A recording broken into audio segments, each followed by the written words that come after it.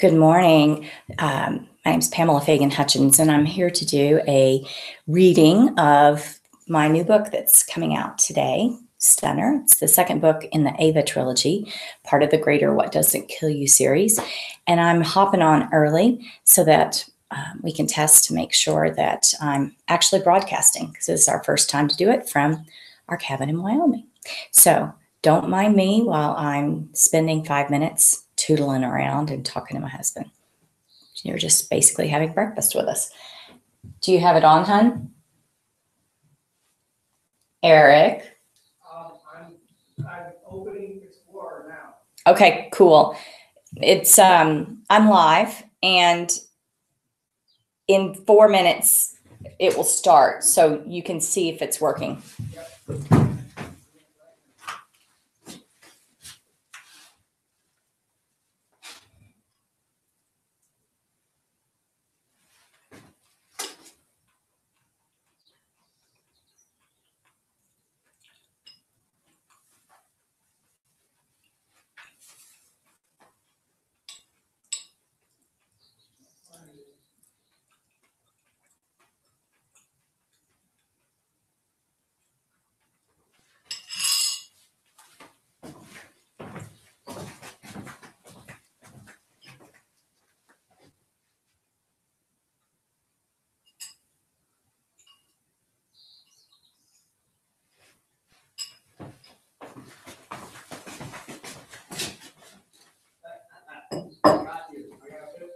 You got me?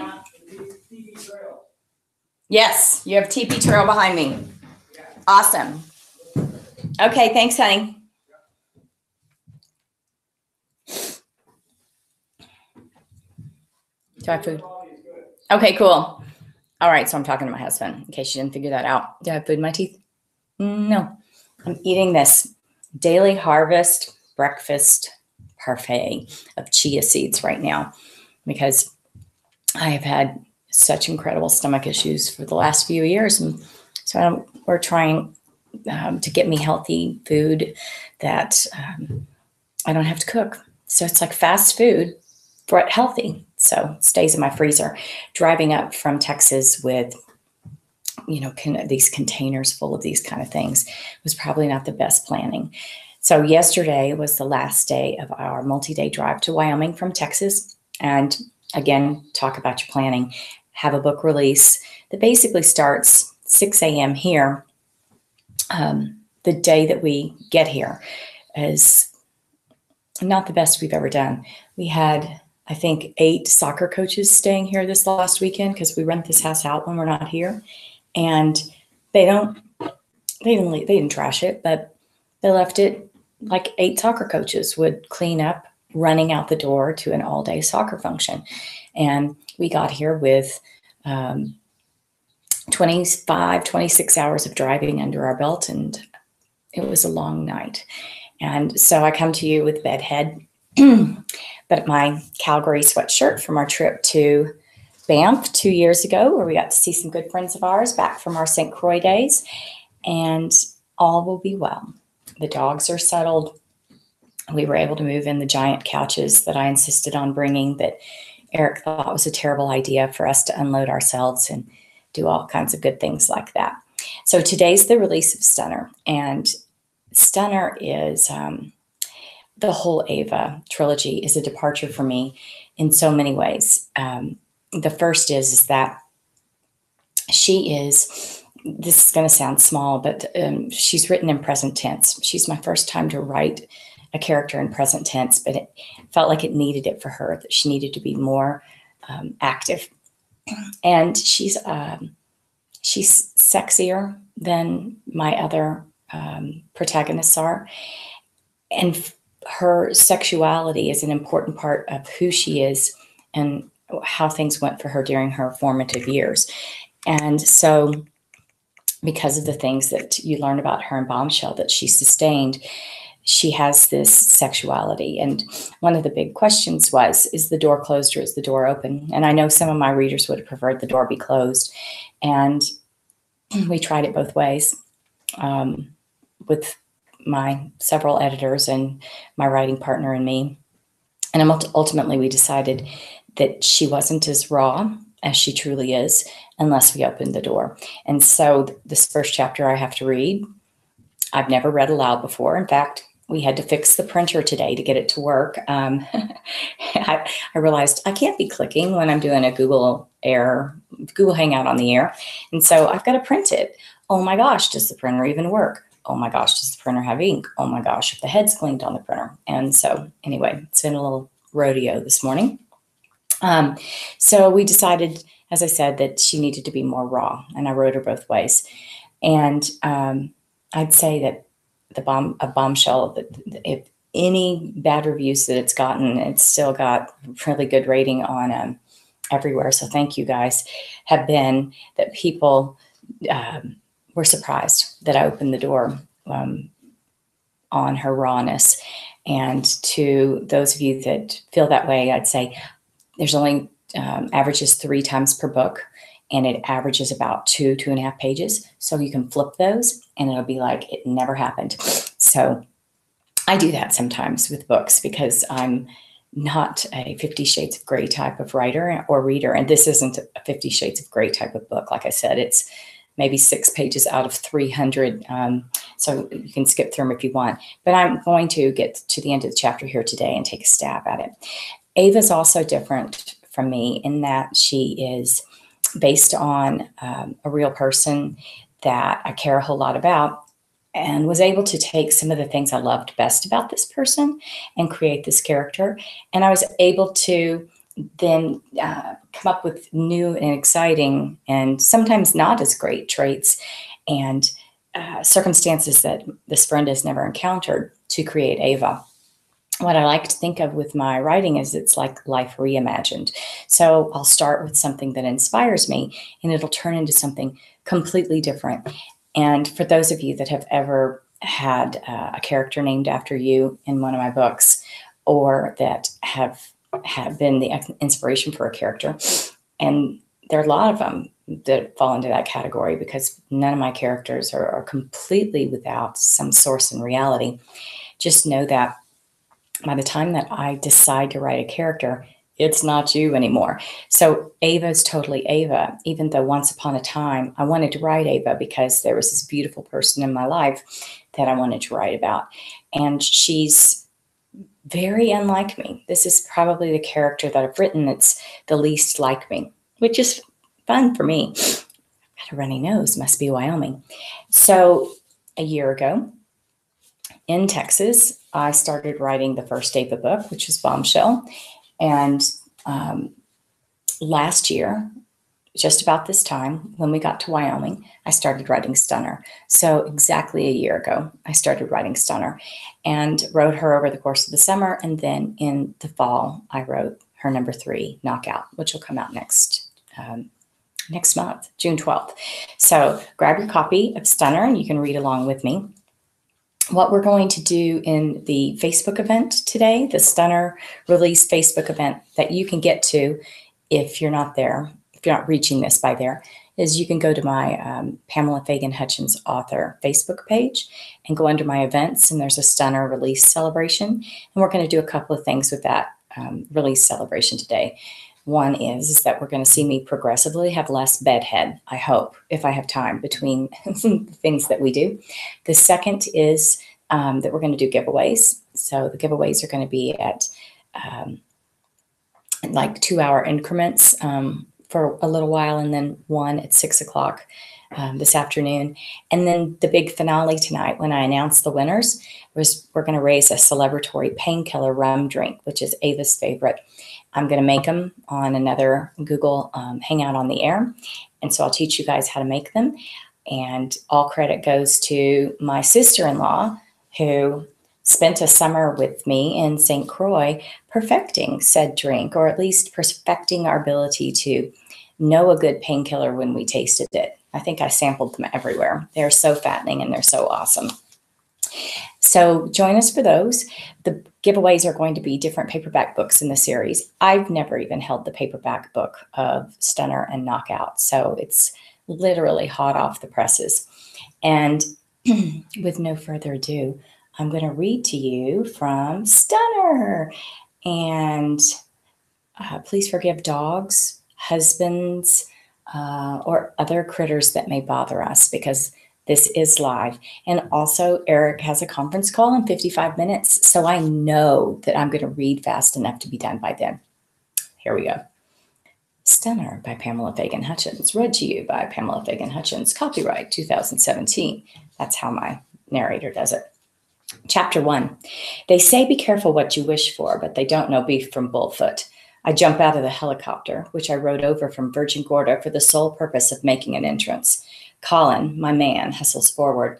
I clutch my floppy hat with one hand and take Colin's fingers with the other as I concentrate on how to look graceful in a 40-mile-per-hour wind that creates a pelletized sand spout.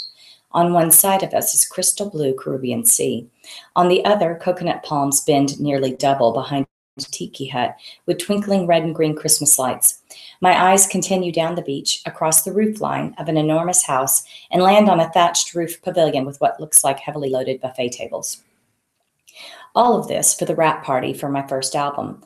Bombshell, that's the name of the album, is memorialized on a giant banner across the top of the tiki hut.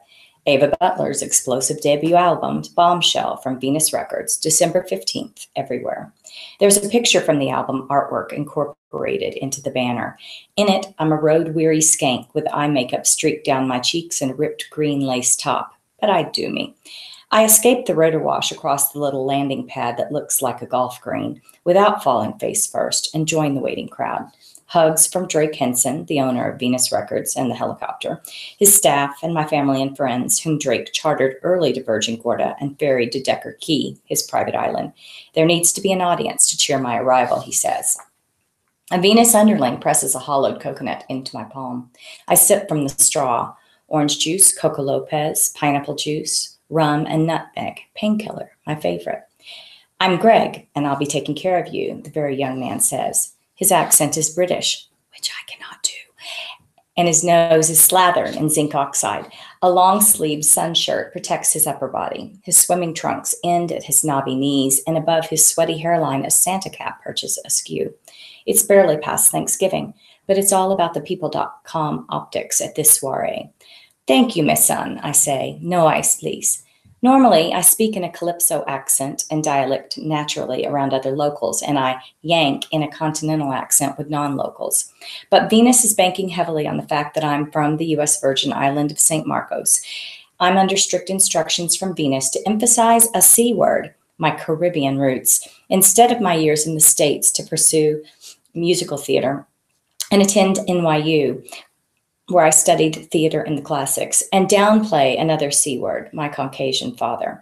So calypso it is, even though in my head I'm always the girl my Bahamian mother and Canadian father raised me to be, primed for success, spouting the Queen's English, so to speak. Over here, Ava, a photographer calls out. I take a step in the direction she points. Colin starts to follow, but she waves him off. Just Ava, she says. Colin pulls out his new phone and snaps a picture of the photographer, then disappears into the crowd before I can protest. I'm also under strict instructions to downplay the C word, boyfriend, in favor of my goddess of the morning after image, which Colin, who's a native of Texas, refers to sweetly as rode hard and put up wet. I can't argue with his description. I suck in my gut and hold up my best assets, straining out of the green string bikini top with gold metallic threads that my stylish chin picked out for me this morning. I fight an urge to cover my left breast with my hand, as if the camera can see what the eye cannot, an after image from radiation treatments that ended only a few months ago and that had me in remission from breast cancer. Oh, and that's the fourth C word in my instructions. I'm supposed to keep the cancer treatment under wraps. Flashes shock my eyes, and I'm glad for my oversized sunglasses.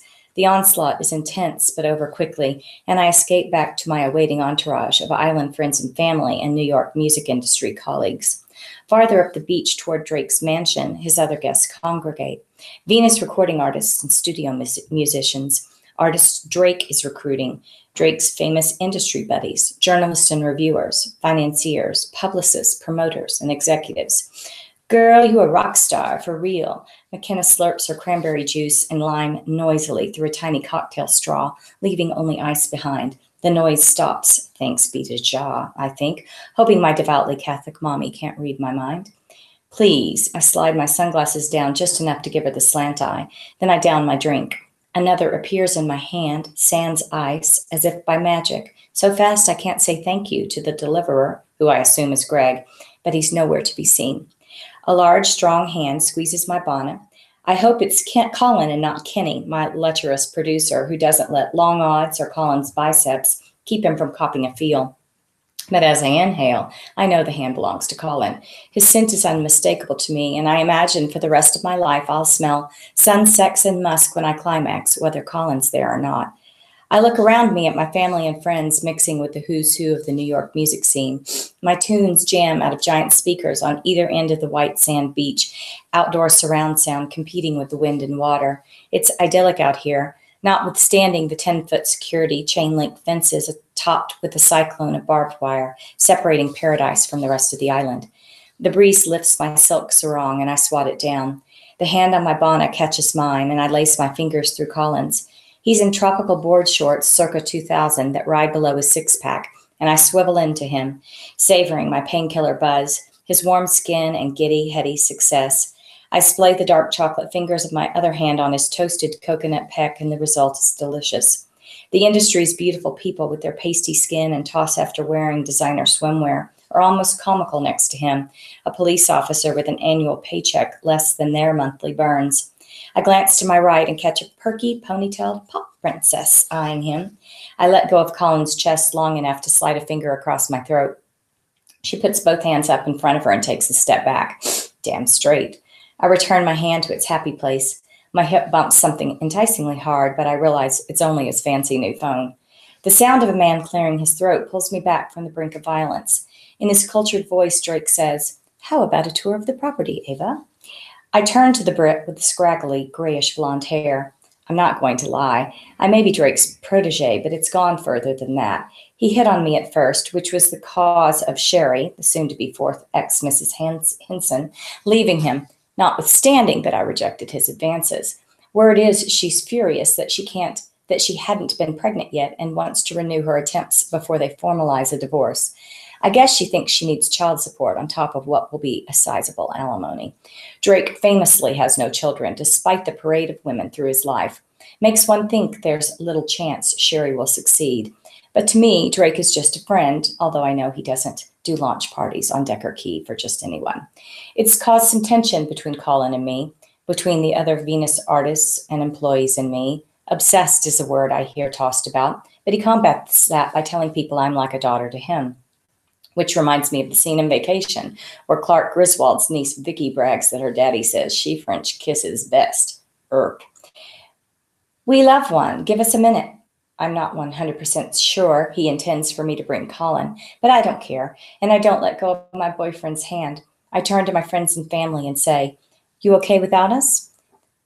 "We Irie," Rashidi assures me, using the island word for all good and flashing his toothpaste commercial smile. He's my ex-lover and a woman magnet with his ebony skin, lean body, and long dreadlocks, who's soon to move to Texas. I'll miss him. "One love," I reply. "As long as he takes his damn camera phone with him," Kenny growls. Colin grins. I'm documenting my woman for posterity. Everyone else urges Colin and me on with good humor. Moments like this would be awkward without my people understanding I'm doing my best to navigate my old world and my new one. I kiss my daughter Ginger's sweaty cheek. "I just go for a water," McKenna says, pronouncing it wata and adding under her breath, "when what I really want, a pina colada." Diabetes runs rampant in her family, and our mutual friend and doctor, Easy, is on her case about sugar and bad carbs. "I reach back soon," I say, waving. Then I follow Drake, pulling Colin along behind me. I bump smack into the solid chest of Eric Smythe, head of security for Venus Enterprises. "I believe Mr. Henson planned on just you." Eric quirks an eyebrow at his boss, his face expressionless and his eyes masked by reflective wraparound sunglasses. Eric played goalie for Manchester United back in the day, before, as he tells it, he blew out his knee, lost his millions in a dodgy investment scheme, and graduated from university with a first in criminology and a master's in sports science. Drake lifts his straw hat, pushing back curly forelocks. He readjusts the hat firmly on his head and seems to notice Colin for the first time. He trains his eyes on him, then looks at Eric. The three men are a contrast. Pasty Drake in his khaki skinny jean shorts and a woven hemp shirt unbuttoned down the front to the toned but meager chest of an endurance eventer. Ebony Eric a foot taller with navy shorts, a gun bulge at his hip, and a collared white golf shirt featuring the Venus Enterprises logo on the breast pocket, and sun-baked, blonde, buff, and nearly naked Colin. Hey, he's at a beach party, not working, splitting the height difference. Well now, I was thinking just you, Ava darling. No way am I going in that house with Drake without a chaperone now. No Colin, no Ava, I say, smiling. Drake stutters like a chainsaw. I jump into the gap before Colin gets his dander up. Colin won't make no trouble, will you, baby? No promises. His face is a rock. I punch his arm. He just playing. Quite. Well, Colin, you'll enjoy seeing how the other half lives then. Drake regains his composure and says, let's get on with it, shall we? I take a moment to smirk at Eric. He leads Colin and me off, stoic. We all follow Drake. Colin pulls out his phone and starts snapping shots again. The grounds, me. The exterior of the house, me. I make a lewd gesture for his camera, and the tips of his lips curve up behind the rectangle in front of his face. I hope you make yourself at home in my little rat and mouse. You're welcome any time, Drake says. He likes to think he's Cockney, akin to an American adopting street slang, I guess, and his terminology throws me occasionally, but this one I know, house. He's walking in Huarache-type sandals that scoop up sand with every step. He appears oblivious. The man is a serial adventurer who has scaled the 7 summits, including a well-publicized ascent of Mount Everest where he rescued a fellow trekker who had fallen into a crevasse and broken an ankle. Drake towed the man down the mountain on a climbing line, but you'd never imagine such physical prowess by watching him in his everyday life. Bumbling is the word that comes to mind. It's beautiful, thank you. I bump Colin with my hip. Colin whispers in my ear, uh-huh. Yours is the only ass I'll kiss around here. In front of us, Eric coughs. Drake shortcuts across the back patio. Guests crowd under umbrellaed tables around an elevated swimming pool. Its endless horizon splashes water down a waterfall, backed with the local black volcanic rock. Drake leads us to an exterior hallway partially obscured by bougainvillea bushes. The hallway takes us to a recessed glass door with a security panel. Eric scans the area behind us, I guess making sure no one is following, as Drake punches a code and turns his ear toward a camera mounted above the door. I realize Colin, beside me, with minimal movement, is videotaping or photographing Drake. He mouths, shh, at me. Ear scan? I whisper to Colin. I never hear of such a thing. Eyes, yes. Ear, no. Probably means Drake has cataracts or something. Eye disease can affect retinal scans. What happened to fingerprints? I guess he's afraid someone will cut his finger off to get in. Colin winks. Same thing can happen to an ear. He tweaks mine. There's a click and the door pops open a few inches. Drake pulls it open the rest of the way, and we enter silently. After we cluster in the wide hallway, Drake clears his throat again. The private residence is completely separate from the social and guest areas. The design is a remodel based on Eric's suggestions.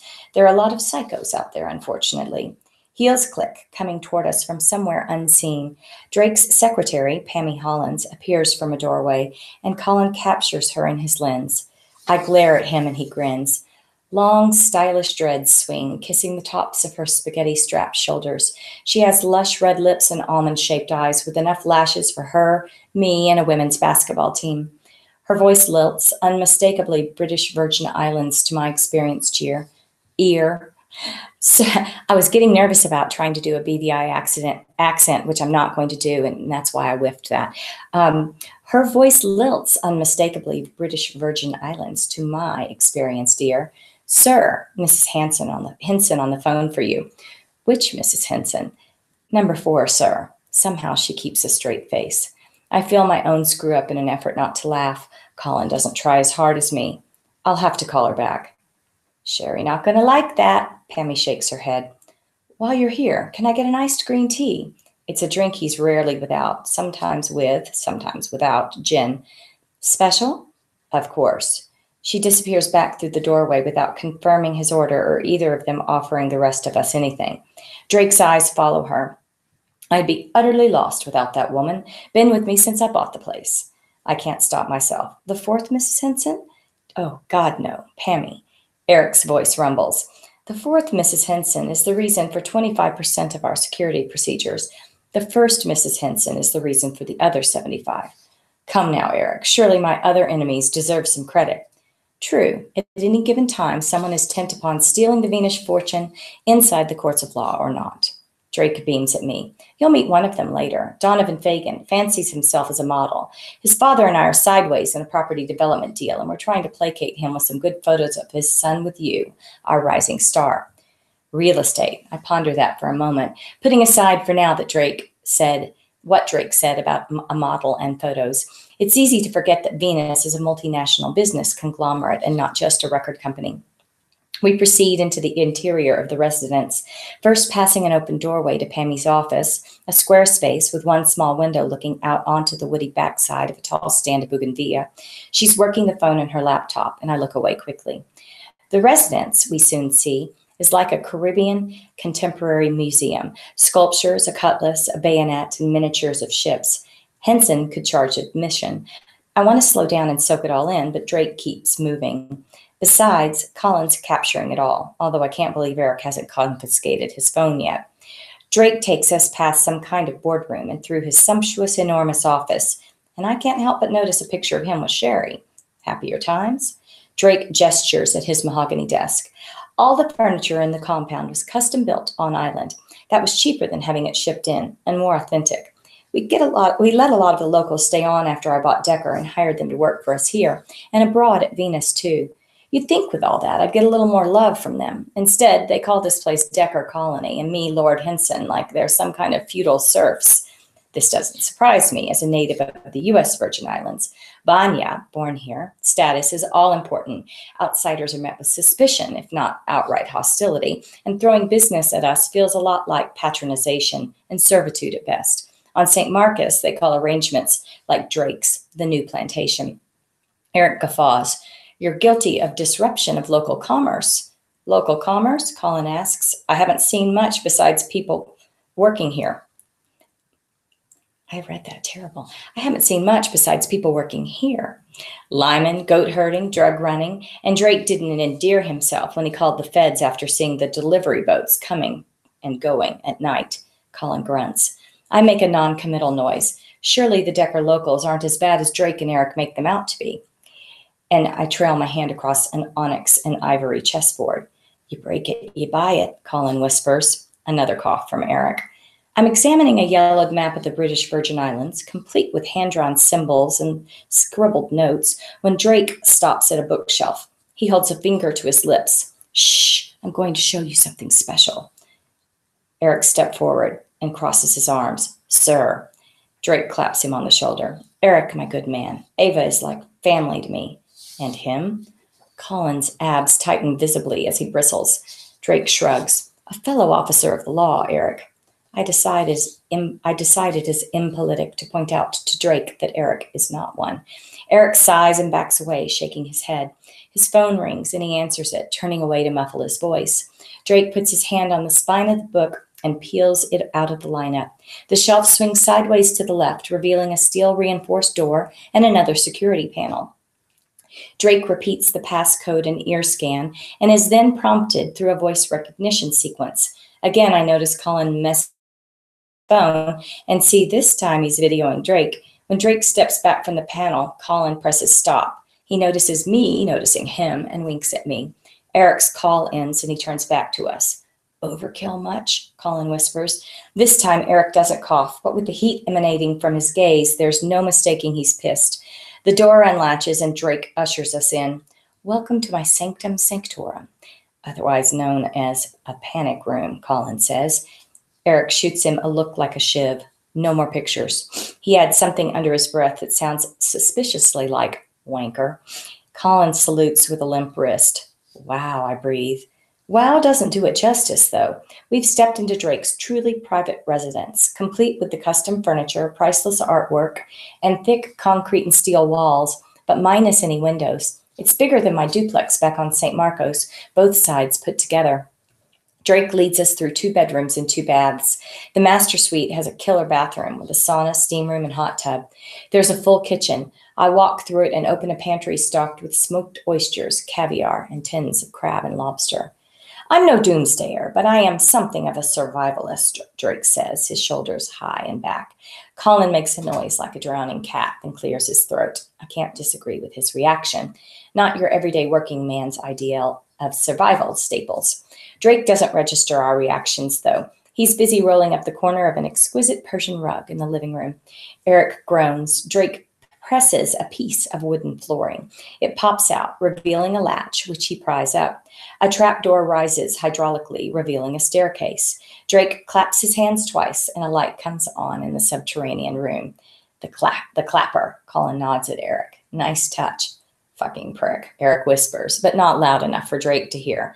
Loudly, I say, a basement in the islands. I ain't never hear such a thing. My island patois is thick and genuine in my surprise, and the T drops off the end of my pronunciation of ain't. Yet authentic, Drake tromps downstairs. I'm not sure what he means, but we cluster in the center of the cavernous room. Eric draws himself as far to the opposite side from Colin as he can get. Drake pulls a string, and the room floods with light. I gasp. Gold bricks are stacked floor to ceiling in row after row along the walls. It's dizzyfying. Those Irish bastards in New York can't get their hands on it down here, Drake mutters. The man is eccentric, but I've never imagined anything to this extent. We're surrounded by millions of dollars in gold, maybe billions. Where you stash the uncut diamonds and Ark of the Covenant? I say it like a joke, but I'm serious.